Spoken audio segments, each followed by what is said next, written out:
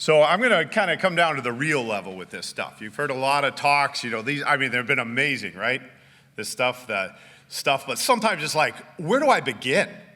A lot of people are like, how do I get my car to do all the cool Windows stuff? I mean, that was amazing with but where does that got to begin? So I'm a technology trainer. So for the majority of my career, I help organizations kind of make that leap. How do I begin where we're going? So I'm going to take a lot of this down to earth. We're going to look at some simple examples. We're going to talk about where this stuff comes in. We'll put it in the idea of, hey, how do we make this all work? So to do that, we'll kind of walk through here. We'll talk a little bit about, human AI. Now, the number one rule that we should probably follow with AI is it should be a tool.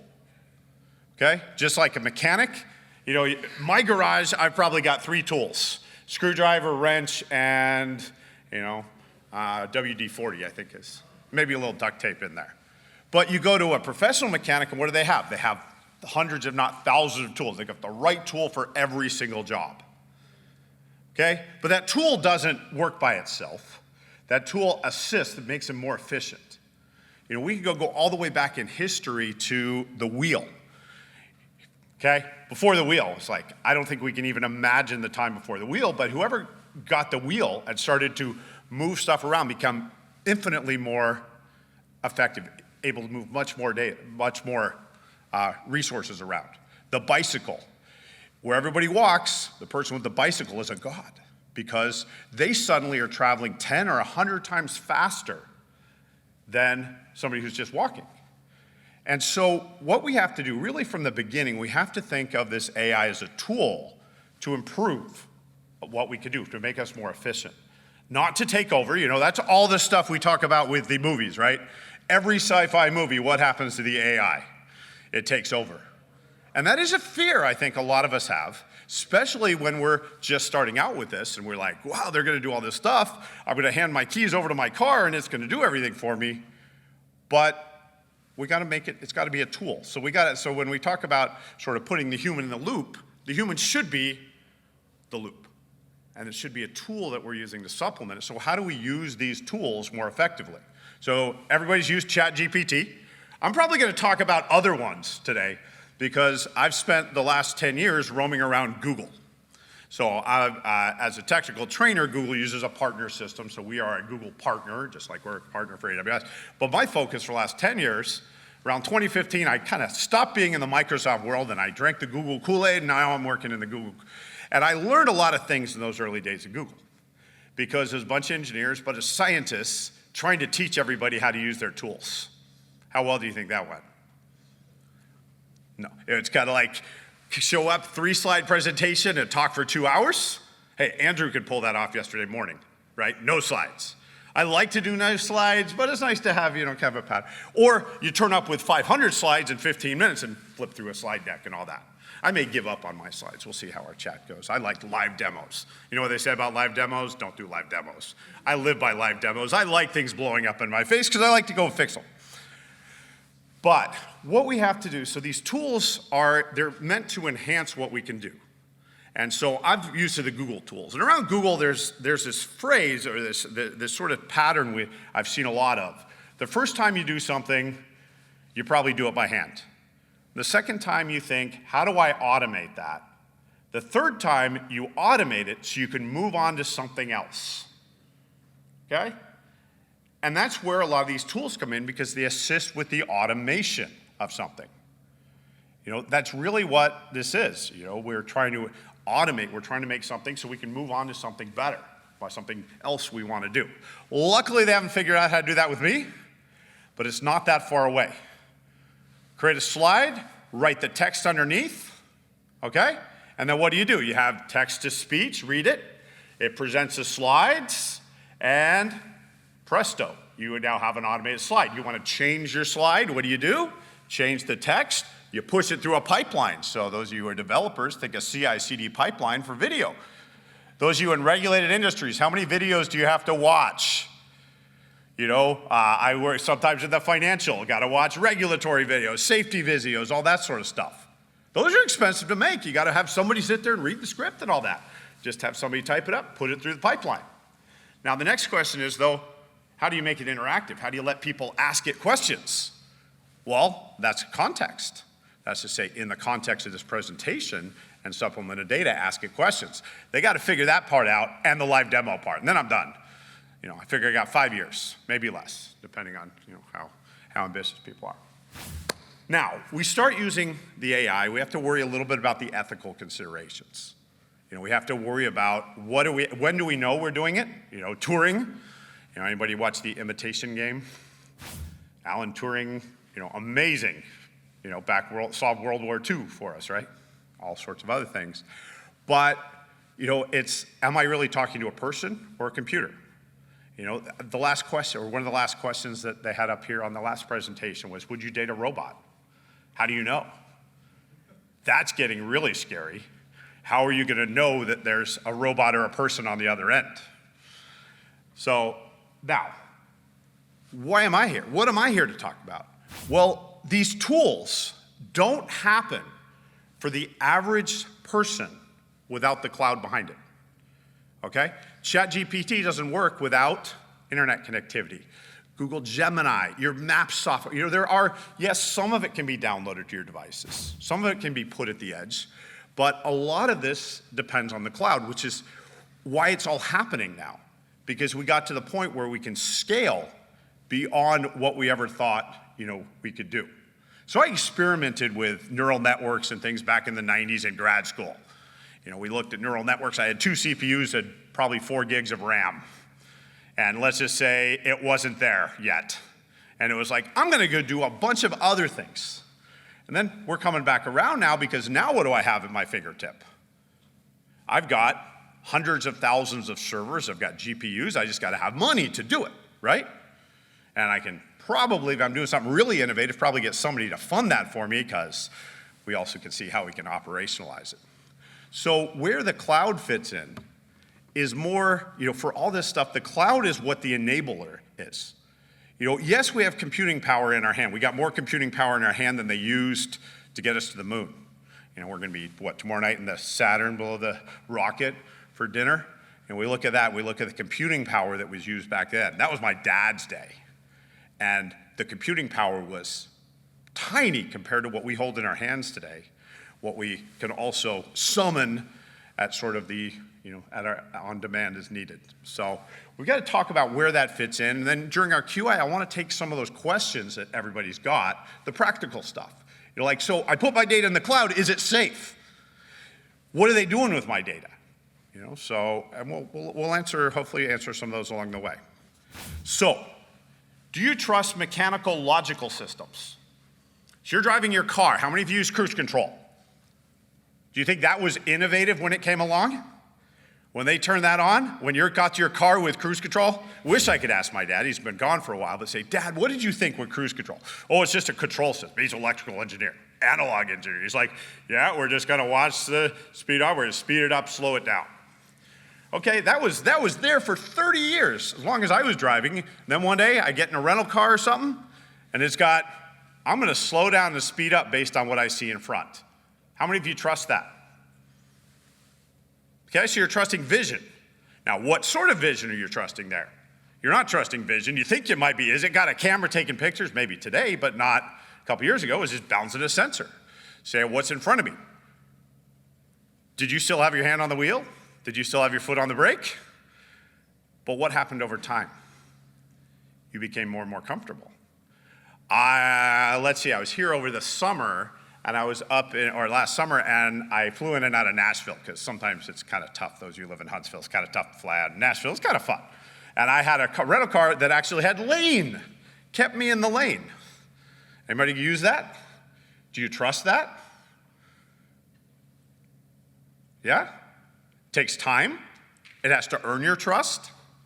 Okay, so humans in the loop of things is going to it has to earn your trust before you're gonna give. Eventually you probably will give some of that up because it's worked for long enough.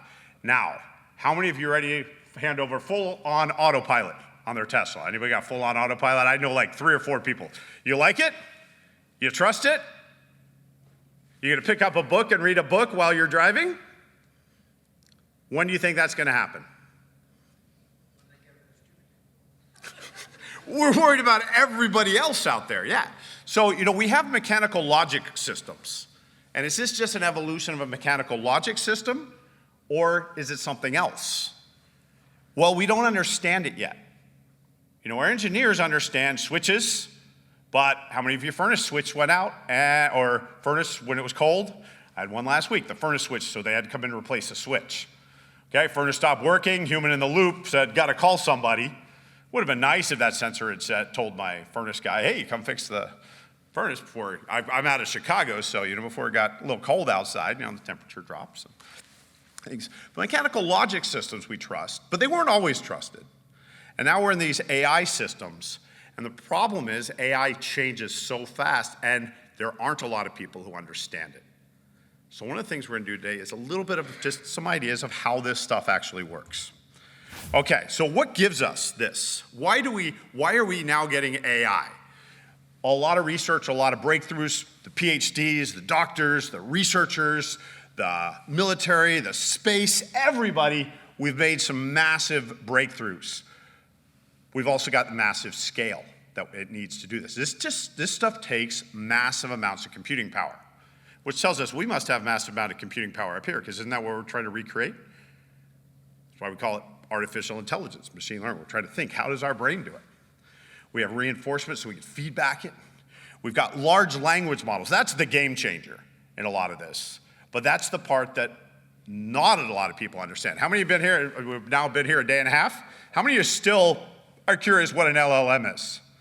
Anybody still kind of making that? Yeah, you're a major part of my audience today. I want to bring that down to the sort of the basics. We'll do a couple little simple things, and we'll use some of the tools from one way, and we'll try them a little bit different way. The big data, the massive data we have to feed all this is also there. This morning, baseball, they use BigQuery, which is Google's back-end analytic platform that lets me do Jurassic Park scale technology. What do I mean by that? How many of you are a fan of that 1990s Jurassic Park? We're gonna process the DNA sequence, right? We're gonna be looking at screens for the next 80 years on, it's like, no, we can process the genomic sequence like that now. I can process 1 billion rows of data, 10 billion rows of data in a matter of seconds to go through and look for information and relate all that together. What's that? That's parallel computing underneath. And when we get those sort of tools that we can enable, nobody's got 2,000 cores in their basement, right? At least computer cores, maybe GPUs, maybe we got a few. I remember when I got my first terabyte of storage, I thought I was the cool kid on the block, or in my nerd group, All right, massive data sets, scalable tools, and near real-time analytics. Now, real time is a weird concept. What is real time? Real time, you go into maps and say, how do I get from point A to point B, and it comes back in a second, you think that might be real time. If I'm trying to decide, should I turn on the brake on the car because the car in front just slammed on its brakes, or it slowed down, that's a totally different definition of real time. Where's the cloud fit in there? You're not going to be able to go to the cloud and come back when you're building an autonomous system that's got to function by itself. So where are we going to put all that computing? We're going to put that in what we call the edge. We're actually going to deploy things right there in the vehicle. But there's a lot of other things that we can do the analysis. We can go and come back with a response like your map. We don't download all the routing information onto your phone, or we might download a copy of the map, but most of it sits up in Google. Now, they're near real time, and what's your definition of real time? Back in grad school, I used to get to do some open heart surgery research, and we at one point, with some researchers, knocked out the heartbeat of a dog. Okay? We sat there with a shaker motor. As the heart beat, we knocked it out. So the dog had constant. That was when I really learned what real time was. I wasn't in the automotive industry or anything like that. I was in there, and we were looking to see, well, what happens if you just put just no pulse, but still have blood flowing through the body? It was really interesting. It actually was rats. Sorry, it wasn't. But it was an amazing change, and I've always used that sort of my reference plane when I think about what a real-time system does. Humans in the loop in real time, as you scale, is going to be nearly impossible. So you have to earn the trust for the pieces that, as you go. Because that's one of the things around Google, learn how to automate, right? First time, think about, or first time, solve the problem. Second time, how are you going to automate? Third time, automate and move on to something else, because it might go to 1 billion users. You can't automate and put a human in to answer everything on 1 billion users. You can't always check that with a human, but you have to decide, where does that human fit? Does the human fit in the pre-processing of the data? Does the human fit in evaluating and earning that trust and getting that level of trust? And we do this in our regular world. If you're software development, you go from what, an alpha to a beta to a production. And you have to reach certain milestones before you go from an alpha to a beta, before your beta goes general availability. We see that, Gmail was beta for like 10 years at Google because they didn't trust it enough, okay? Now, not everything has, life or death situation, but the human in the loop is not necessarily making the end decision, not making the middle, not making the beginning. It's a combination of all of those things. Now, we have growing demand for automation because increased efficiencies, right? Having somebody manually deal with 1 item, 10 items, 100 items, thousands, tens of thousands, there's a point where you can't keep up with that. So you're building a grocery delivery company, and you start getting feedback from your customers saying, hey, the bread I arrived I wanted whole wheat, you sent me Wonder Bread. The eggs arrived broken. Hey, I'm not going to be home at 3 p.m. As you scale, you start to get all those messages in. What do? You say, how do I automate? And how do I automate 80% of those, 90% of those, route them? And what do? We learn. So we increase our efficiency. And we see that. You could find a case study on Ocado, which is a grocery delivery chain over in Europe, how they implemented ML and managed to actually reduce headcount by 4 people or reassign them elsewhere, who were literally just processing order issues or customer information, just routing it to the right place. But today, at the scale they're gone, that might have needed to be 40 people, or that might have been 400 people. So, have it. Cost reductions, labor shortages, repetitive nature. Do people like to do the same thing over and over? Do you like to do the same thing over and over? No. My kids, their job in the morning, feed the cats, right? So my son's like, I got to feed the cats. Can my sister do it? He gets tired. And what happens occasionally? Cats don't get fed, right? Because he gets bored, he gets distracted. So how do you solve that? Auto cat feeder, right? Get rid of the cats? No, that's probably not an option. What do? You automate it. You automate your way out of that problem, that mundane, that repetitive task. We like creative. We like to do things new and exciting. We don't like to do the same thing over and over. How many of you like to drive? How many of you don't like to drive? There's a lot of people. Yeah, look around. Wait, we're all different. But a lot of people don't like to drive. You don't like that commute. You're like, I wish I could just sit in my car and it would take me to where I want to go. People don't like to wait around. We have a lot of things that we just don't like to do. And so we look for ways to automate that. But we need to automate. And now, I implement this cat feeder to automatically feed every morning. Am I going to turn it on and just say, hey, let's go on vacation tomorrow. Let's just implement it the day before we go on vacation and just go on vacation. It'll feed the cats. That's the way you get rid of the cat. Sorry. No, so what we have to do is, we have to earn the trust. And that's really what about humans in the loop, if you think about it, it's how do we earn the trust as we get farther and farther along in using that system. Now, we also have technology advancements. Sensors, we wouldn't get automotive without LiDAR and all the other ways and image processing and be able to do that analysis to know what's surrounding that vehicle without good technology. Robotics, Internet of Things. You know how you solve the problem of all the other crazy people on the road who aren't using the automated car? You have to have the cars talk to each other. You have to have the lights actually do things. We're very dependent on everything else around. Your car, those of you who have auto driving, it's got to detect that the traffic light is actually changing color. It would be a heck of a lot easier if that traffic light did what? Told the car that there was, you had that whole surrounding. It would be a lot easier instead of just stay in that lane, instead of looking for the dashed lines, Instead to what? Have it being identifying where those lanes, something more computer friendly. We're adapting all this stuff to our world that's ours. So, but Internet of Things and all those sort of stuff do help enable a lot of these things. Increased investment in this area, government initiatives, those sort of things all help us, evolve. And the computational capabilities. Your phone, your iPhone 16, your Android, all those devices, amazing. Your key fob on your car these days. Well, we don't need the key fob anymore because it's all going on our phone. What we can do on the device or on the edge. And you can run machine learning models on the edge. Pre-COVID, I was over in China. I was in Shanghai, and then I was in Guangzhou around November of 2019. So you can guess what my wife thinks at home. I brought COVID home, no. I will tell you, Amazon was encouraging me to buy masks. Whenever I went into Amazon, it was recommending, you should probably buy some masks. And I'm like, never thought about having some masks, so I ordered a few, and next thing you know, hey, I got a box of those.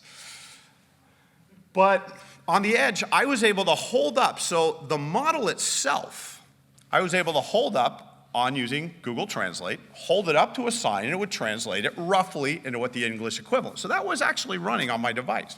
It was not floating all the way home and coming back. But that's where the differentiator, for those of you who are new to this technology, training a model is where your massive computational time comes. Your output is an equation. Now, it's not a simple equation in most modern cases, but just like what's the taxi cab fare in New York City? Anybody know? 25 cents per 1/10 of a mile plus 50 cents per, 25 cents per 30 seconds in traffic plus some fixed fee. That's an equation. Now, I want to instead come up with a better equation. I want the Uber equation for that because, well, New York City, I don't know the taxi fare until I get delivered because that time and that distance were all variables that changed over the course of my trip. But if I instead say I want the pickup location, I want the drop-off location, I want the time of day, the day of week, is it a holiday, is it raining, what's the temperature, what's the demand, is there a special holiday, and tons and tons and tons more inputs. And I just need an equation that weights all those together. That's all really machine learning is finding the weightings of all those different inputs and looking at them in different ways. I mean, and we start simple. We start with say, well, let's start with 6 values and let's just train a machine learning model and see how well it would have done against our historical data. And let's see how well it does in the future. And we have tons of tools to do that. I mean, that's not generative AI, that's just straight up machine learning. And we can do that in anybody's tool these days. You did it in Excel for years. You did simple 1 or 2 dimensional. I said, this was the time, this was the distance, what's the slope? What's y equals mx plus b? What's m and what's b? And so if you distance and time, or distance and fare, is when we start to get into more and more dimensions that things get a little bit crazy, which is why we need the computing power. So we have to build the algorithm. Now, by comparison, so I can train models in a matter of hours in traditional machine learning, but the LLM, I just did a quick little search for today, or for the session today, seeing what did it take to train ChatGPT 4.0, or GPT 4.0, the model. Now, a couple things in here will surprise you. It was 25,000 GPUs for 90 days running. How many of you are going to do that? How many? So we could probably rule out, at least in the near future, most of you in this room will not train an LLM from scratch. Okay? So those of you yesterday are like, how do I train an LLM? Or it's like, you showed up, I'm going to learn all about this generative AI stuff. How do I train an LLM? And everybody would be kind of looking at you going, that's not really a good question for this audience, but hey, it's a valid question. You're probably not. Oh, it cost $100 million is what they said. It cost $100 million. They've spent billions building the infrastructure and all that, but when they actually, Sam Altman kind of came out and said it probably cost about $100 million to train for 90 days on 25,000 GPUs. Same sort of thing at Google. Google, we can now build Kubernetes clusters with 16,000 nodes. Who works with Kubernetes? Anybody got reason for a 16,000 node Kubernetes cluster? Put 8 GPUs on each of those, and what do you have? 16,000. I got 100,000 GPUs now, all under the control of the health self-healing, containerize, have it go work on the model. So it's that scale. Now, you will have, some of you in here, maybe one person over there, one person, might train your own LLM around your data, but it's just like today, nobody really builds an image model from scratch. We build image models based on previous ones. We use existing tools. We know how to do it. We can go, few people go to Stanford CS231, visual imaging, figure out how does all the math work, and the rest of us will go, I want to go into this tool, I want to upload my photos, say these are all the pictures of this type of cloud, these are all the pictures of this type of cloud, these are all the pictures of this, build me a model so I can show it new clouds. And that's imaging. A lot of what we do today. We have APIs. We have all these tools have been enabled for us to do those sort of things. Same thing with language. Nobody's going to build a brand new English language model to translate English to French or English to Spanish or anything. What are we going to do? We're going to improve on what's already there, what's already been built. Google built one, Amazon built one, Microsoft, but most of that work's done. What we need to do is improve it on business speak or medical terminology. So we're going to tune the model versus build it. We're going to do the same thing with LLMs. We might tune an LLM, or we might just give the LLM better context. So if you think there's kind of 3 levels, you train an LLM model, it's going to cost you millions of dollars. Now, so what I say, Sam Altman kind of said 100 million is probably what it costs to train GPT-4o. Yet our newsbreaker on Monday was what? 6 million. That's not as bad as it sounds. So 1/10, and are they comparing apples to oranges? That's why, what did we see yesterday? We saw a big rebound. We saw the big NVIDIA stock drop, and then everybody sat back and said, well, wait a minute. Were you charging for electricity or not? Were you taking this into account? Are we all comparing the same things we're doing? So that's probably not as scary as it sounds. The billions, nearly trillions of dollars spent versus 6 million. That's like to run the job versus actually build it all. So, but computing power changes constantly. Moore's law, and apply that to every other technology stack and derivatives, which number of transistors per square unit doubles every 18 months. We apply that in a lot of areas, in disk storage and a lot of other technologies, and the same sort of thing with how much computation and a more efficient algorithm to do things. And then, so on-premise, on cloud, we've just got more computing everywhere, so we can use it. Now, why don't we want the autonomous system, reliability? How do we get reliability? How do we prove something gets reliable? We use it more and more. We get a lot more, and we get feedback. Are we going to have failures? Absolutely. Self-driving, I'm not ready. You're supposed to still keep that hand on the wheel. When you're using that stay in your lane, if you take your hand off for more than 30 seconds, that car yells at you, right? You got to get better at driving with your knees again. No, wait, that was. But it just takes us to get the unexpected situation. That's the other people on the road, right? If everything was automated, they shouldn't run into each other, but when they don't, we run into that. Trust. And then the ethical concerns. Now, there's a lot of areas that, that ethics kind of come into. Is it good to replace the human with that? Or to replace the human? Is that something we should be doing? There's tons of areas, and explainability, that's the other one. How do I know what it's actually doing? Because these are black box systems. They're not glass boxes. You can't see what's inside the box. Especially when they've just trained that thing for 90 days on 25,000 GPUs, you have no idea what's inside that box. And they're not necessarily telling us what's inside that box. And so, what is it? When we think about any sort of machine learning model, you can use a pretty common context. Think of it like a database. You're just asking in different ways. It's the ultimate not only SQL database, no SQL databases. We have SQL databases, which has had really good marketing for the last 50 years. So everybody knows SQL. Many of you know these non-SQL, Redis, Mongo, so you know your document databases, stuff. But you start to think about these LLMs are essentially databases that you're asking questions of, and you're writing queries. So they're not totally new.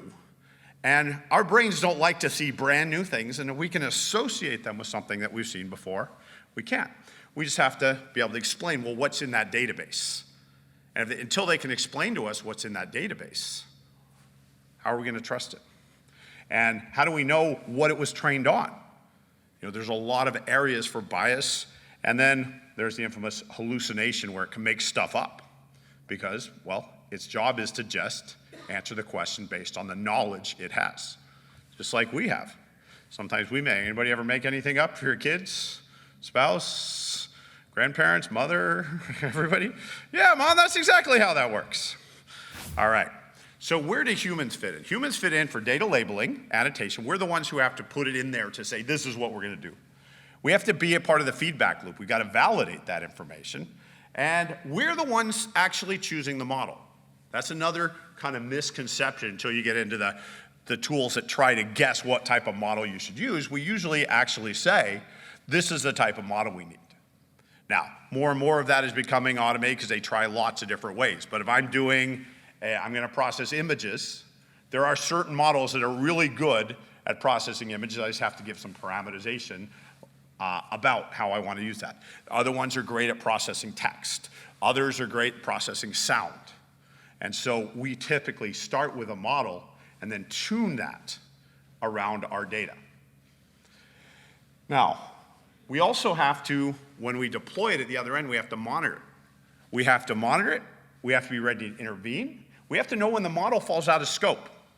Do you think Uber's model looks the same today or even the same model that was in effect in 2019 versus 2021? What happened between 2019? So you finished up, let's say they made this monster model, all good, working great, predicting like crazy, December 2019, January 2019, February 2019. What happens in March? COVID. Nobody's in a taxi cab. That model doesn't work anymore. That model has drifted way far away from where it needs to be. How do you figure out when it drifts? You have to put your mechanisms in to detect that. So it is, we have to have real-time monitoring. We have to have the ability to intervene. We have to detect when something's going wrong. So we sort of put our edge cases, possibly eliminate edge cases. I'd take who's the longest Uber? Anybody done an Uber from Nashville to here before, to Huntsville? No? Why not? Too expensive. I did Rhode Island to Boston one time because I couldn't get into Boston, but I could get into Rhode Island. It was a $200 Uber, and there were people willing to do it. I go to India regularly. I take a 3-hour Uber from Mumbai to Pune. Land in Mumbai at 9 o'clock. I'm in Pune by 1 a.m. Somebody driving the whole way. That's about $30 though, and that's Uber. Yeah, it's crazy. But yeah, we'd have to say, but do I want to use a predictive fare on that when I've only got a few examples of that happening, or say you're paying time and distance on that? Probably gonna put your outliers. You're gonna have, hey, I'm gonna have some interventions on this. It might still happen. You hear stories of people doing crazy things. Nobody's ever heard of anybody doing Nashville to Huntsville in an Uber? Yes, I have. You have, okay, yeah. It's happened, right? That's especially fly Southwest to Nashville. Okay, or Birmingham, right? They're both about, yeah. It's kind of like, okay, I wouldn't do that, but if it was an emergency, or if the ticket was $600 out of there and $99 out of there, you might say, never thought about that. I don't know, somebody should pull up Uber and say, how much to get to Nashville Airport right now, and tell us by the end of the session. Just price it out. Don't book it, though. All right, but they'll use a different model. They'll have the outliers. They'll intervene. They'll monitor, say, hey, this isn't quite. Now, your operation, your control of that still needs to be under the control of people. So humans in the loop, it's not all about they're going to approve or not approve something. You're going to have humans in the process in a lot of different areas as you increase the trust in a lot of areas, but you're always going to be looking for how do things change. And also to improve the performance of it. And that comes back to, does it drift? Now, we have tools for all this stuff, by the way. There are plenty of monitoring type systems, and when you change a model, like when Uber rolls out a new model, they will run a large amount of historical data, say, how much does this new model work? How well would it have done against our previous information? And you better believe they're always comparing that to what would a taxi have been. How long did they far, and how far did the taxi, or did the Uber go? And say, this is what the equivalent taxi fare, how well did we do, how well did we match, and all that. Now, accountability. This one, I'm not a lawyer, I don't like to even think about that side of things. But as Andrew said yesterday, who's responsible for it? And ultimately gonna have to go back to a person or a business is ultimately responsible for the model. Remember, it's a tool. It's not an autonomous, it doesn't have, it's not a person itself. And so it can't be accountable, so somebody has to be there, and that's the other human. Another area, human. Human is responsible for that system's tool the human is deployed. Okay? Just like I use some sort of tool to tighten up the lug nuts on the car goes out and drives, lug nuts fall off, I go back, the mechanic is the one who's responsible, not the tool for it didn't tighten things up because a widget inside the tool didn't tighten it up properly. It's still gonna go back to the mechanic. That's whose liability policy. Or if the equipment, and they can then say, well, did the equipment fail? It's gonna go that.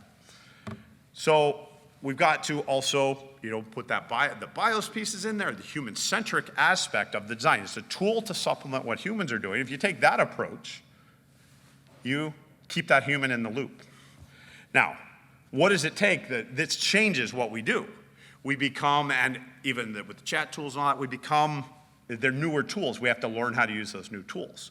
We have to upskill, we have to, we're collaborating, we're reskilling what we're doing.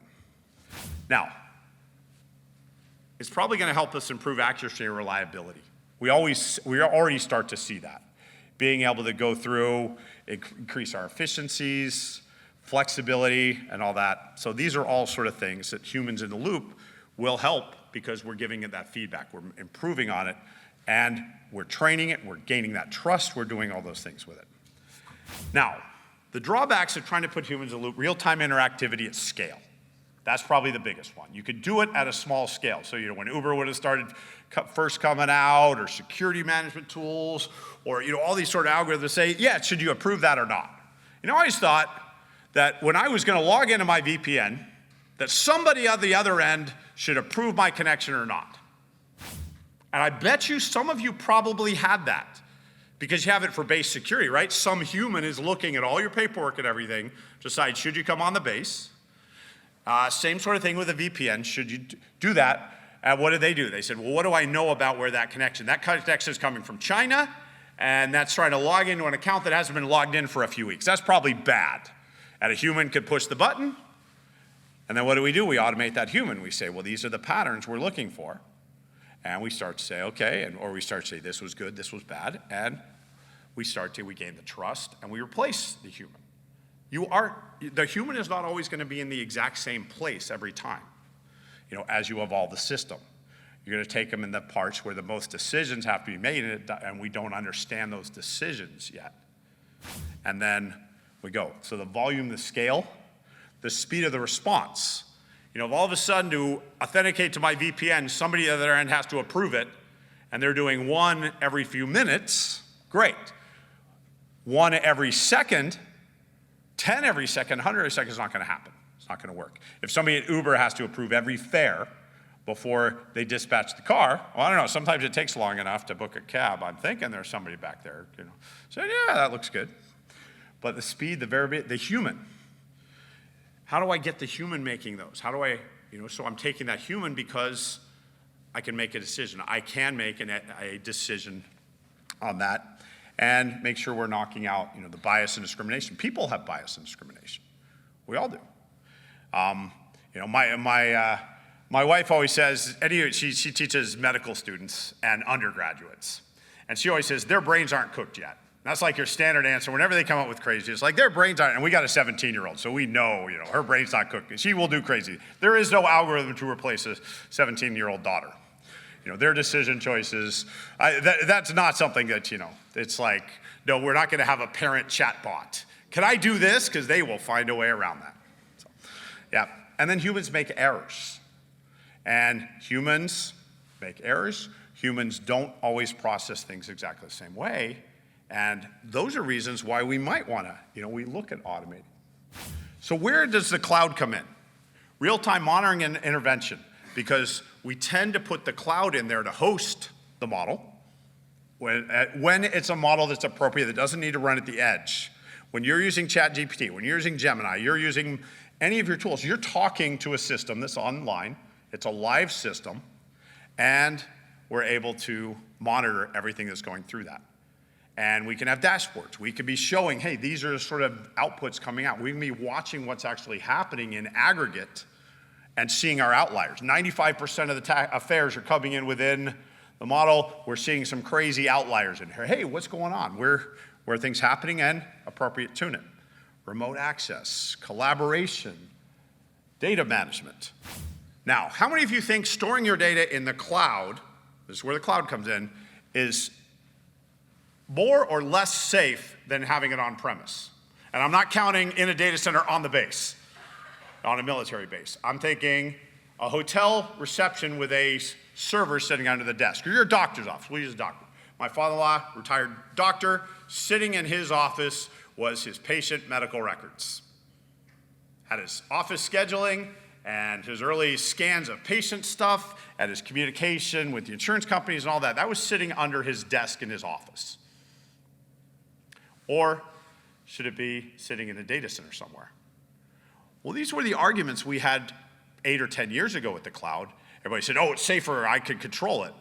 But the inside threat actor is actually, it's removed when we start to put it up to the cloud, because now the cloud, and I was having this discussion with somebody yesterday, was when it's sitting up in the cloud, you're not going to see Google, you're not going to see Amazon, you're not going to see Microsoft going into your data just to go, oh, let's go see what's in the data.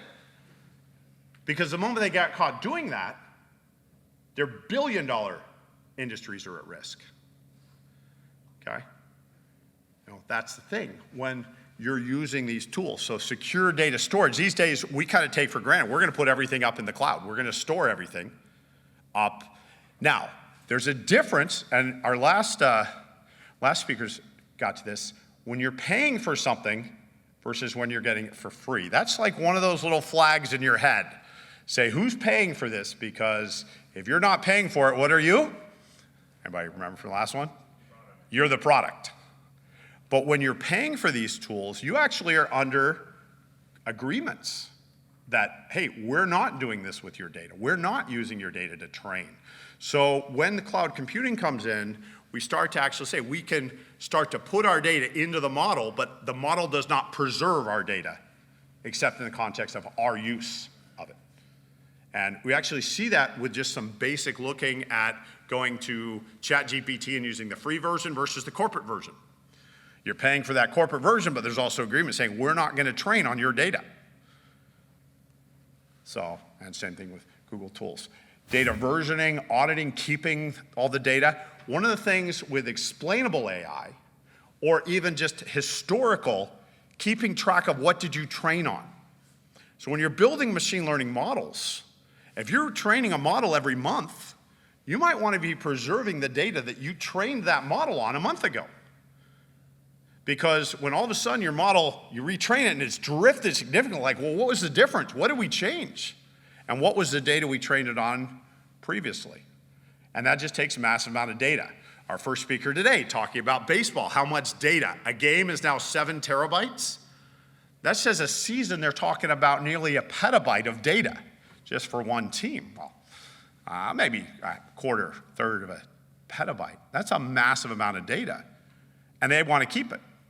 So keeping that and auditing who's using that data and all of that sort of stuff, as well as compliance and regulation. And we now see that HIPAA, FedRAMP, all the cloud providers have all of those things covered. SOX compliance, financial sector, all that to help us comply with that regulation where it is, and even life cycle it and things. The scalability, the flexibility of it all, the ability, for just that, I could scale when needed, and I don't have to sit there and plan for my worst case scenario, because I can scale up, whether I'm using virtual machines, Kubernetes, or Cloud Run on Google, or whether I'm using Lambda or traditional virtual machines or Kubernetes on Amazon. Any of the cloud providers, can scale up and down as I need. And when I don't need the resources, I'm not paying for them. So rapid deployment, updating, cost effectiveness, redundancy. These cloud providers have data centers scattered around the globe. So we can put it close to the user if latency becomes an issue. I can also distribute it, so if there's regional impact going on somewhere, it can pivot somewhere else and run it. So we have reliability. And the cloud providers also give us a lot of transparency, and more of them are introducing tools for things like explainable. How do you do things? Okay, so the ethics of it, all of these cloud providers, they've all got tooling to help us find this stuff.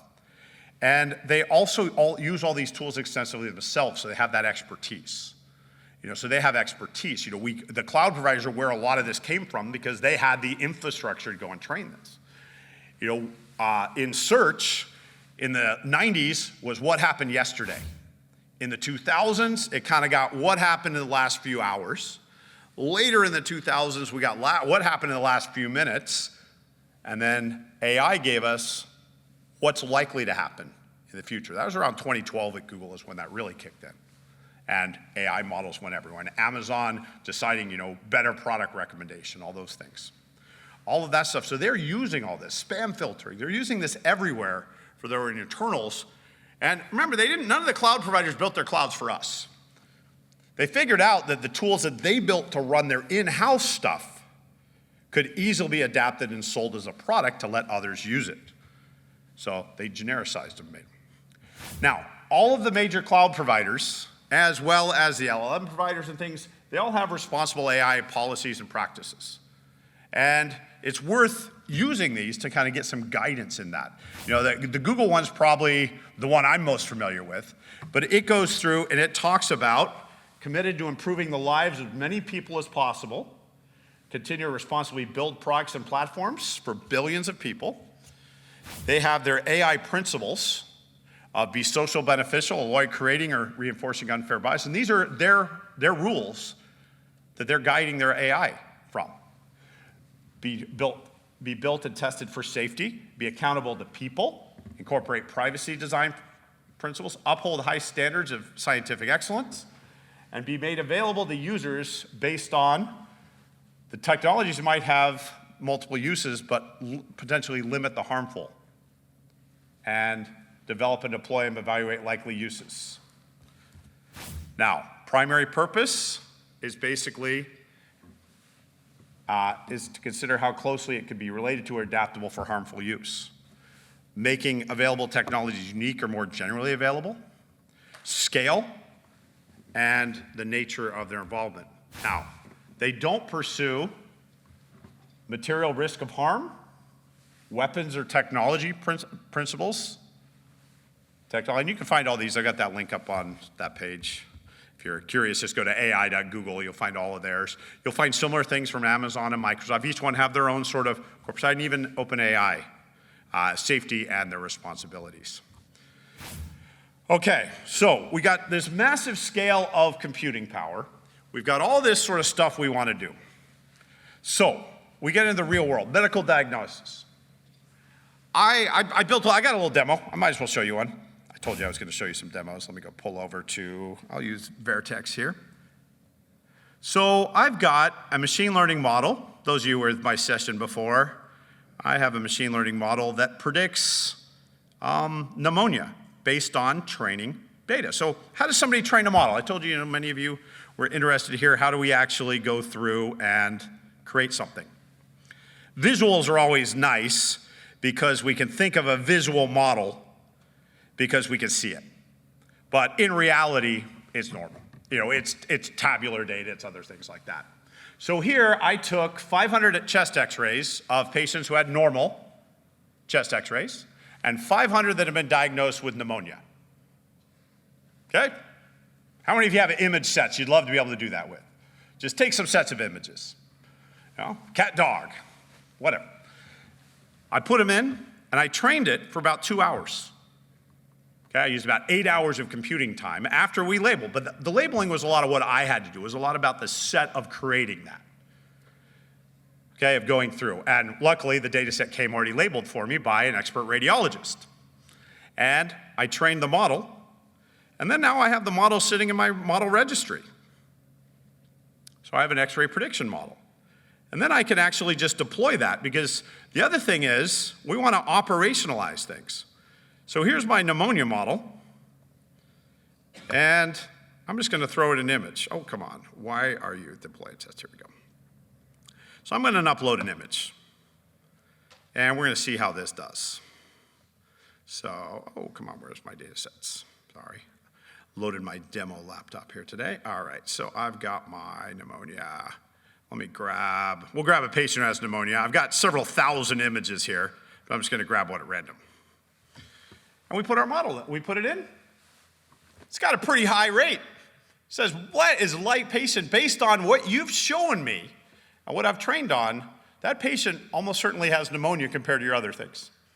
You're like, whoa, Grant, that was a little bit crazy. All right, well, let's give it another one. I did not. I have over 5,000 in that directory, and I've kind of scrolled way down. But yeah, if you don't trust me, we can throw a bunch of images at it, and we'll see. Now, let's throw it an image of normal. What was the question? Do they have pneumonia? Oh, did I by chance train on that image? But no, I have several thousand images here. You kind of see me scrolling down here. I'm pretty sure I'm not getting one. Here's a patient, though, that says that patient, 0.78. So the higher ranking on that. So, should I decide this patient, don't treat him for pneumonia, or do treat him for pneumonia? No, it's just a test. I'm going to combine it with lots of other tests. Okay? But could I start maybe troubleshooting that, and like anything else, going through and saying, this one's less likely. So when I've got some pretty positive results and I'm going to order a couple other tests to verify this, but I might start treatment earlier, depending. Now, I don't have to be an expert on that area. I needed the expert data. So I've repeated the exact same thing here, and I trained on clouds. I did this last night. I've got a set of a couple hundred images of different types of clouds. Okay, so I don't know if we have any cloud experts in here. I'm not this sort of cloud expert. Trained a model. I gave it again last night, gave it about 2 hours to train. And now I have my cloud model, and I've deployed my cloud model, same sort of concept. And let's take our model here, and let's give it a picture of a cloud. I grabbed a couple cloud pictures, and I promise I didn't train on these, because I just downloaded these. We could also give it an ammonia image, and it won't know what to do with that. Here's a couple extra clouds, so we'll give it, here's a cirrus cloud. Now, that one came back pretty good. And I grabbed that from NOAA or somebody's website, came back and said, yeah, that's probably a cirrus cloud. So, but there, notice it's just looking at a bunch of different things. This is not difficult to start to do this stuff. There are tools. Amazon Recognize, Google, we do this with what's called AutoML. But it's kind of depends. The tooling for a lot of these things are not low-level programming and everything. Everything I did there was point and click to train. It was a bit of time, a little bit of money, probably cost me $30 to build the model. But all of a sudden, this changes the way that we start to do things. Now, am I going to trust it? No. Am I going to gain confidence in it? Am I going to try to improve it? And might I get to a point where we're starting to trust, whether it be in my pneumonia model, whether it be my cloud, whatever? Maybe. Will it start to do? But it's a tool. It's another tool that will help me potentially, and so I'm making tools. Now, am I going to find Google having a pneumonia detector because I trained a model? No, because, well, I paid for that. All the data is held within my virtual cloud and everything, and whether it be my tabular data, the graphic ones are always kind of fun to show everybody. And for those of you who are new to this stuff, it's really easy to do. Now, those of you who are coders, and you're kind of like, well, Grant, how would I actually use that from, say, code? Well, I've got X-ray prediction here. I can deploy it. So they're hosting that model. That model does talk to Google. It reaches up to Google, runs the image through, and then Google returns the results. So maybe you wanted to use that. There's a RESTful call. So who's my developers out here? There's the prototype for the RESTful call. There's the prototype for the Python call. Grab the GitHub repo, and you're just identifying your models. You got a few little things you have to figure out in there, like how the authentication takes place. But once you do that, these are just APIs. And effectively, your model is sort of the data, and they're providing an endpoint for you. So we operationalize these fairly quickly. So being able to use this stuff is one of those areas that it just changes how fast we can go and do things. But that also introduces, well, how do we know what it's doing? Right? How do we know? Because images are one of those things we probably don't know. There are tools actually out there that will help me go and identify what areas of that image did it focus on, explainable AI. So there are libraries to let you go through and say, what did you really focus on? Just in the same way that we can use tools on tabular data with models to put a lot of data in and basically say, well, which are the most common inputs? Of that taxi fare equation, which ones represent the taxi cab fare the most? Thanks. Now, with these, so fraud detection, we have all these things. We just have to decide where's the human gonna be. These are probably all examples of where the human is at the end before we make a decision. But one of the things I want you to think about is all the other places the human does need to build. Because it's all gotta be, we gotta find the right balance, and we have to get that trust. It's gotta earn our trust, just like anything else. And a lot of times right now, people are using these tools without trust. They're just using them. I got a 17-year-old, last 2 years, the world of ChatGPT. My thing was to her was, do not submit anything with ChatGPT because we have ways to tell, did you use ChatGPT? I think one of the talks yesterday mentioned, it's like having a middle schooler write the paper. You know, I guarantee those at universities, you're probably using tools to screen applications. Did they write their essays in ChatGPT or some other tool to do things? So, but everybody's using them without trust. They'll just, yeah, sure, I'll use it. Now, what's driving, remember, what data is what gives us all this stuff to work with to begin with. So we have to have data. Data analytics, luckily, we have the tools to process the data. So you saw me build a model. I know I got a little bit ahead of myself, but define the problem, gather your data, prepare your data. So the clouds had to be labeled as clouds, the x-rays had to be labeled pneumonia, not pneumonia. Choose the algorithm, the architecture I want to use, or use a tool that can take a guess at the types of models. So actually try several different models, see which one shows the most time improvement. Train it, evaluate it, fine-tune it, test and deploy, gain that confidence, and then monitor and maintain it and do that. But what are we missing? The explanation. Now, this is a list of sort of tools in the explainable AI that help you understand them. Now, there are tons and tons of tools, but the big ones, Shapley or SHAP, Lime, these are the two ones that have been around quite a while. And these are, whether they be entire sites devoted to it, and then tooling. Most of these are Python type-based tooling, and depending on the type of model you build, not all tools are gonna be compatible with all types of models you build and everything. But to actually get in there and be able to use these. So this is for those of you who want some homework, like how do I start to do some explainable AI? Now some of these things, some of this stuff, this work was done several years ago, and you'll see some of the Git repositories and things might not have check-ins. I think when I was looking, Eli 5 hasn't been touched in a couple of years. But the concept there, whereas the more modern ones, the explainable AI toolkit, that comes out of DARPA. So that's one of those you're like, okay, DARPA gives us a little bit of credibility right away to start to look at things, right?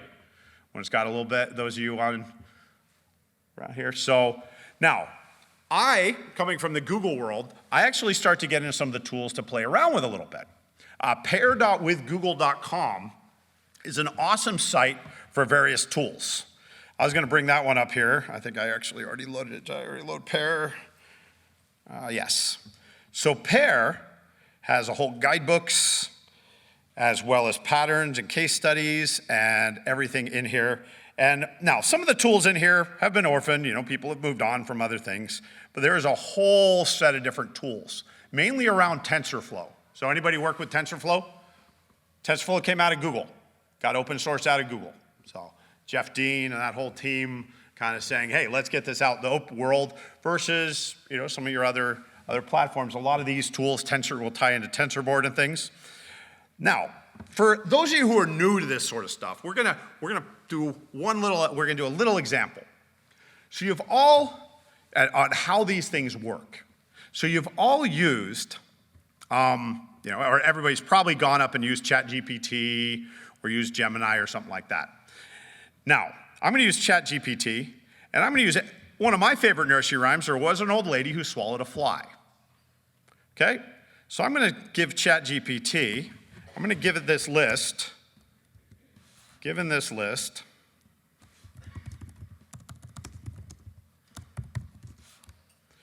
sort by 10 minutes, yep. Sort by size.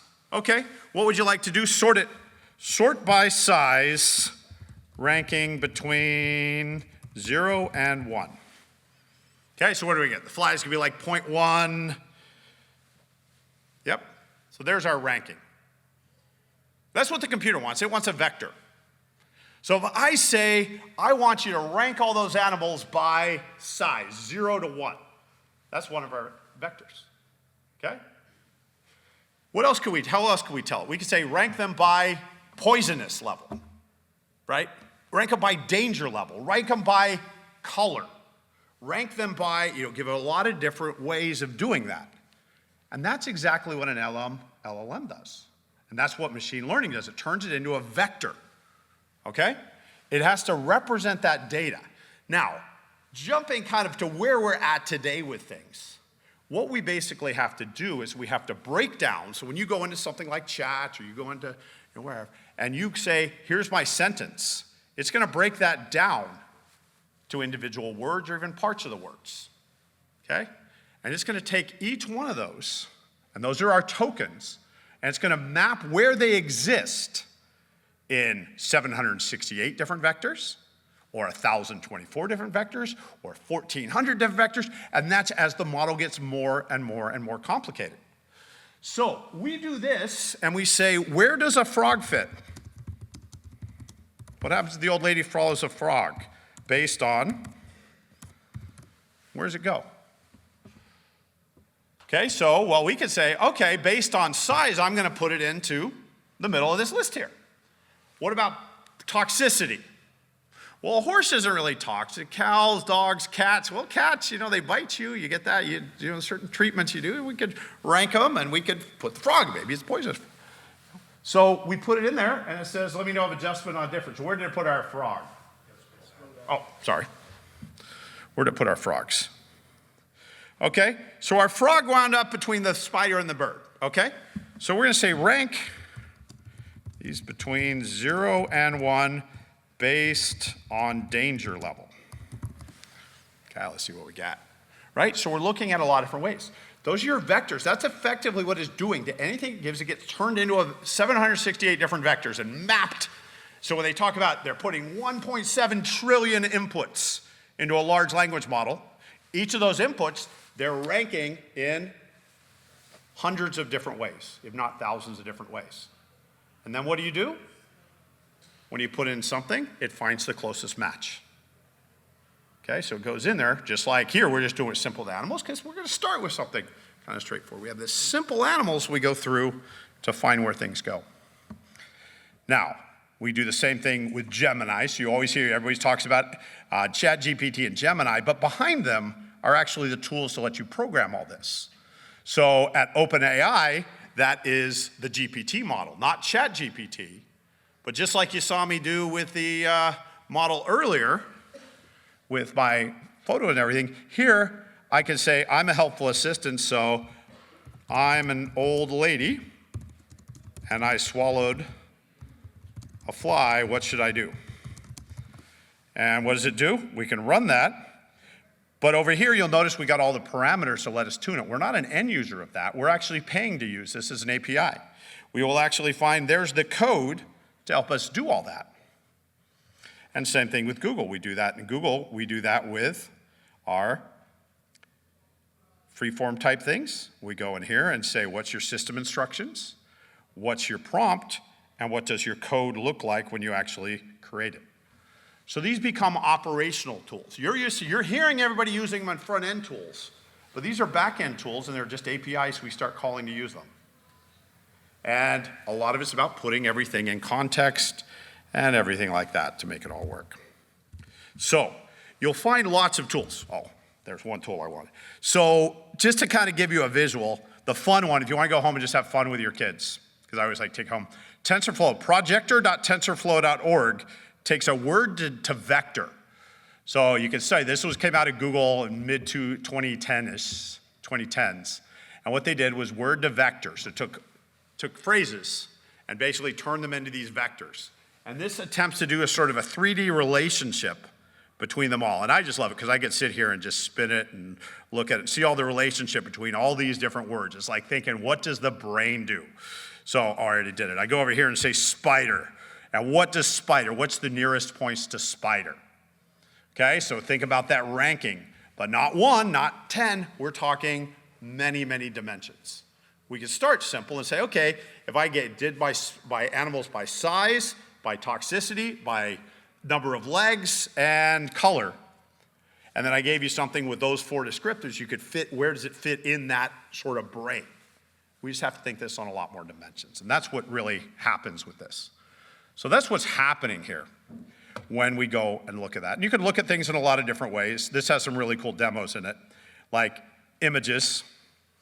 So this was numbers, and it sort of shows how different images of numbers relate together.